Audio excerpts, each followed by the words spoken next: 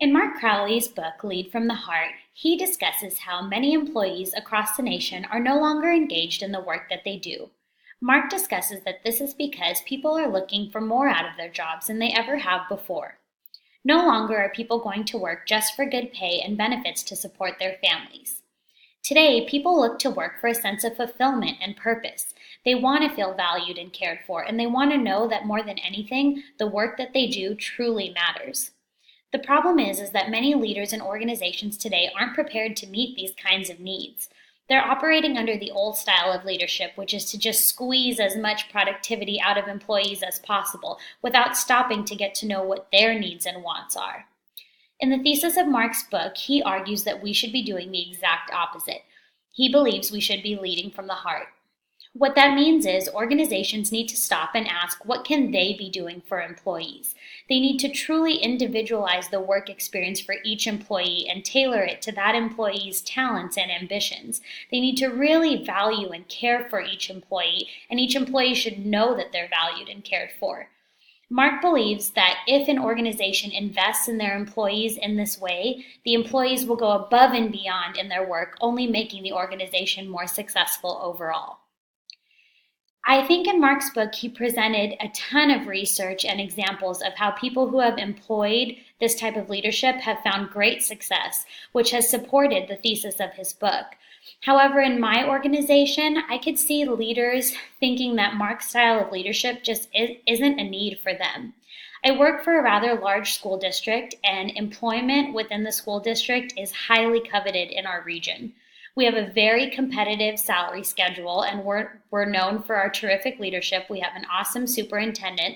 So I could see my school district being like, well, we already do all these great things, and so many people want to come work for us, so we don't need to make any improvements in our leadership. However, there's always room for growth, and while I do work for an awesome organization, I don't know that I've personally seen leaders really go out of their way to invest in the teachers and many other employees that work in the school district.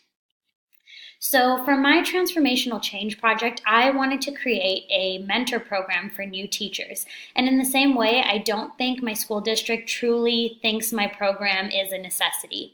Currently, new teachers in our district go through an induction program where they attend professional development trainings, they do assignments, and they get a coach from the district office that comes in to support their teaching.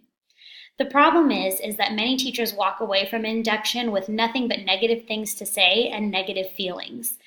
Our school district looks at it as, well, they're getting a coach provided to them to help them, and they're efficiently moving through their first 2 years of teachers and clearing their credentials, so we're good at what we're doing. We don't need to do anything else. But the reality of the matter is teachers don't feel supported. They feel like induction is just another hoop to jump through and just more pressure those first 2 years. And while the state does mandate all of those assignments and things that teachers must do to clear their credentials, at the same time, that doesn't mean my school district can just wipe its hands clean and say, okay, well, we're doing what we can to support new teachers, that's it.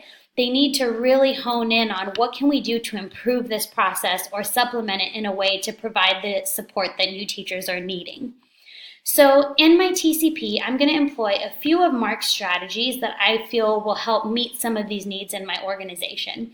The first is the mentor is going to be site-based. So one of Mark's strategies is to really individualize the workplace for the employee. So rather than getting just an induction coach from the district office who doesn't know anything about their school site, new teachers are going to receive someone on site who knows the ins and the outs and can help the teacher get acclimated on campus. The second strategy I'm going to use is to have the mentor really get to know the new teacher's goals and ambitions to help them get involved on campus and feel like someone there truly supports them and where they want to go in their careers. And finally, the last strategy I will employ is I will make sure to hire mentors with heart. I know for this program to be successful, I need the best of the best people in there, and I don't want to make any hasty decisions. So I really am going to take time with my hiring process for my mentors. I know that if I'm able to successfully employ all of these strategies, my organization is going to see the need for the program and the benefits in new teachers and their students.